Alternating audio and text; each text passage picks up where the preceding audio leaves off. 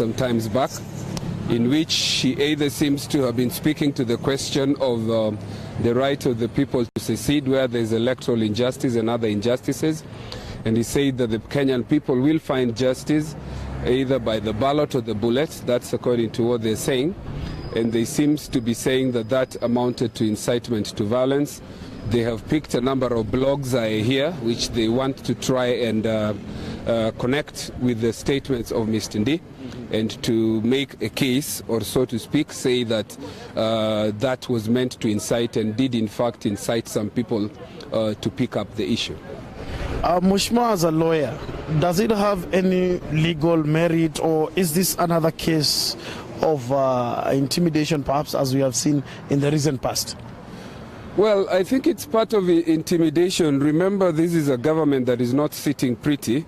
They have the quote-unquote legal backing or clearance of the Supreme Court in terms of the elections, which we say were a farce, and that there were no elections at all. We have said in our position is that we will swear in our president. The current president lacks the legitimacy, was not voted in by nearly 75% of the people, or in other words, 75% of the registered voters did not turn up to vote, and therefore the fact that he was cleared by the Supreme Court does not give him or clothe him with the legitimacy. So this is part of the intimidation. You remember that there is a steering committee or a committee of the People's Assembly that has been unveiled, and I think from where we sit, this will be the beginning of a systematic arrest of each and every member of that committee. And we think that they're also going to go for members of parliament and other luminaries. So Kenyans should brace themselves for very difficult times. I think they're testing the waters. They want to see if they can scare a few people and scuttle the plans. Their idea is to get past the 12th so that everybody is scattered and the swearing in for the 12th does not take place. Lastly, Mheshimiwa, because I appreciate the fact that you may not be able to stand for too long, in terms of Mr. Ndii's rights, as enshrined in the Bill of Rights, could this have been done in Kwale, perhaps where he was picked up by plainclothes police?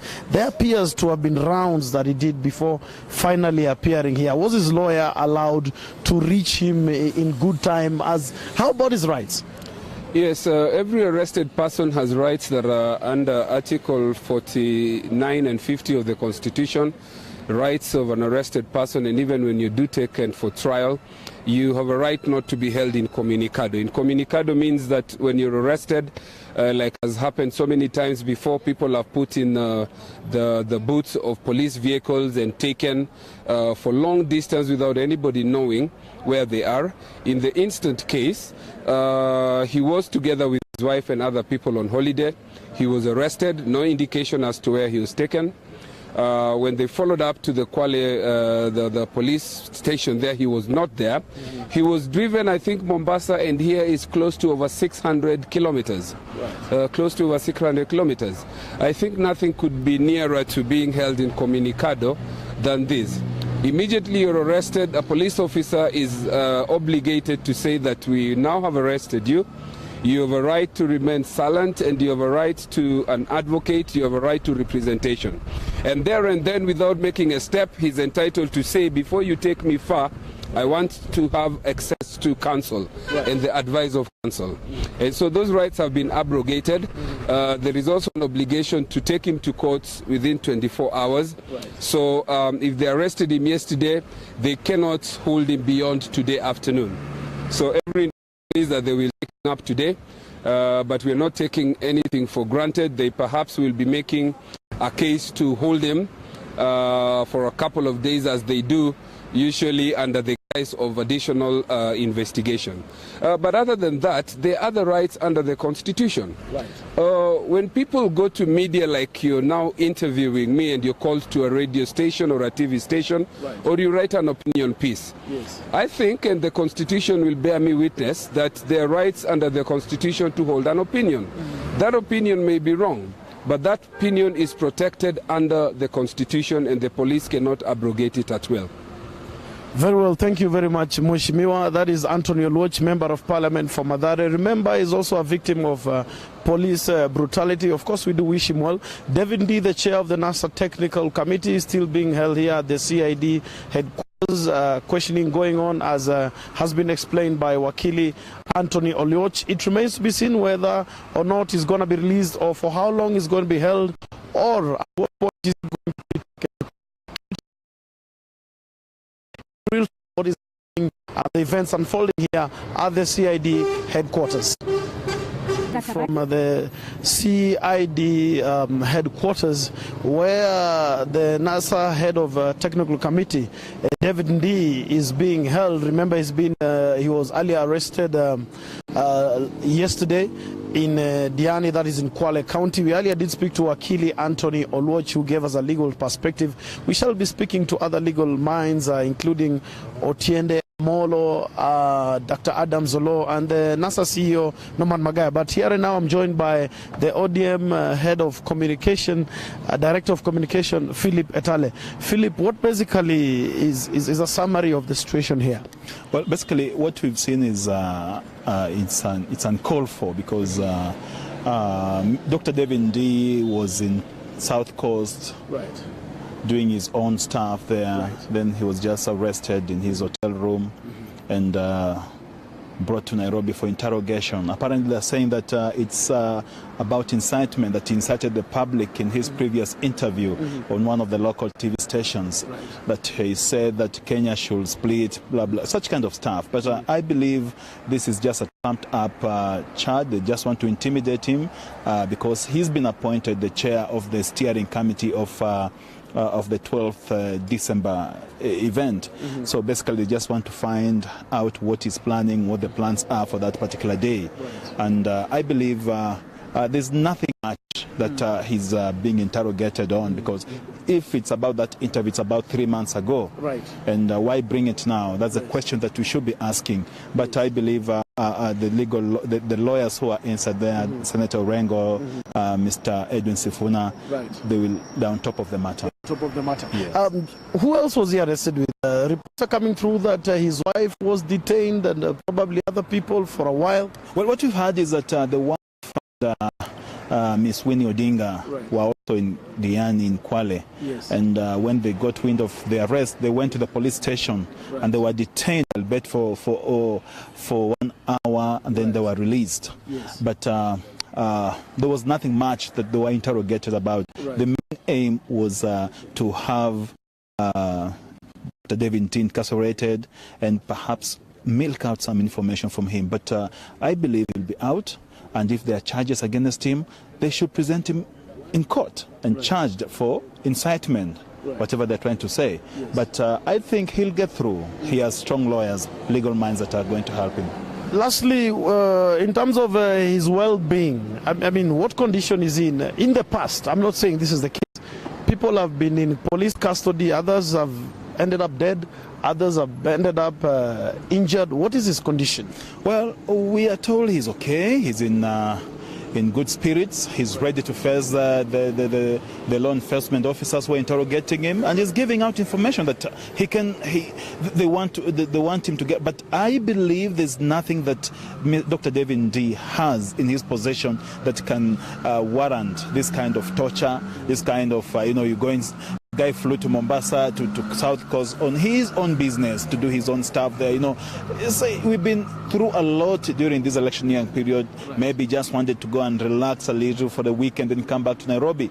Then you go and ambush him. In fact, we also blame hotel owners for giving out information of their clients. In this country now, you cannot be free to go anywhere, because maybe if you are they think, the state thinks that you have information that you need to, that can injure their existence in power. Yes. They want you to be incarcerated and try to get information out.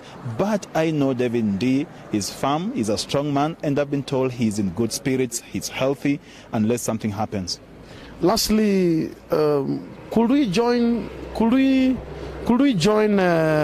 some dots between Jimmy Wanjigi, David Ndii, and as I'm just wrapping up with Philip Etale, I'm also going to be joined by Tiende Amolo, who's one of the legal minds here. Philip, will you draw any dots between Jimmy Wanjigi and... No, I wouldn't want to speculate at this time and point. Yeah, I wouldn't like to do that. Very well, thank you very much. Philip Etale, that is the Director of Communication, ODM. Thank you, members of Parliament who are here. Perhaps I will begin with Council Otiende Amolo, just to fill us in, perhaps, on what is the situation here, especially legally. Thank you. Doing this job see, is not for the faint-hearted. It takes dedication, courage, and strength.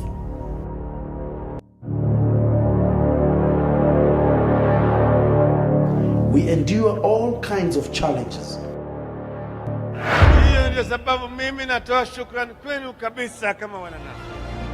To bring you the most credible news. We thank all our viewers for their commitment. NASA TV is a people-driven channel, meaning our content direction and style comes directly from our viewers. We would like to appeal for your help to NASA TV to boost and improve our standards. You can contribute directly to NASA TV by donating to Airtel Paybill number 555155. Support the invasion of family privacy when he was with his family and children.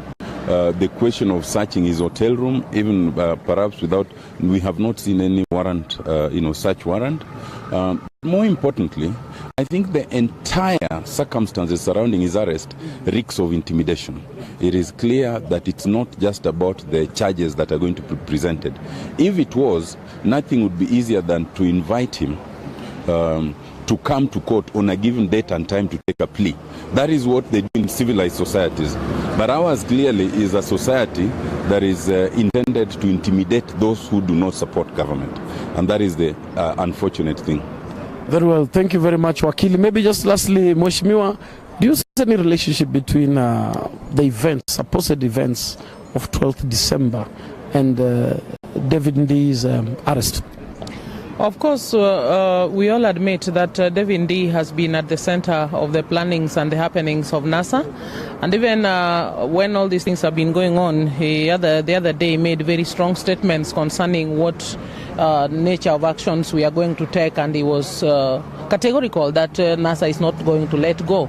So probably we can be guessing right that possibly this intimidation may be aimed at causing fear and scatter the NASA plans for 12. So the guess is as good, though not yet confirmed. Okay. Yeah. Very well, that is Dr. Pamela Odhiambo, woman representative, Migori County. Just to wrap up, nominated member of parliament, Mheshimiwa Osotsi, should members of parliament be worried? Should NASA supporters be worried? Yeah, we should be worried because what we are seeing is the dirty tactics by a regime that does not have legitimacy. They do not have legitimacy and they are resorting to intimidation because David Ndii is at the center of our event on December 12th. But we are saying there are so many David Ndiis outside there who are ready to make sure that the event on December 12th is successful. Very well, thank you very much, Mheshimiwa Ososi, Mheshimiwa Pamela Odhiambo, and Council, and Mheshimiwa Otiende Amolo. Thank you very much. That was just a perspective by the lawyers here, members of parliament here, who came to show solidarity with the chair of NASA technical team and the chair of the steering committee of the People's Assembly, Dr. David Ndii. We understand he's going to be going to court at 2. We will follow up that for you live. Keep it here on NASA TV as we bring every detail of events as they unfold. NASA TV, mambo yabadilika. Doing this job is not for the faint-hearted. It takes dedication, courage, and strength.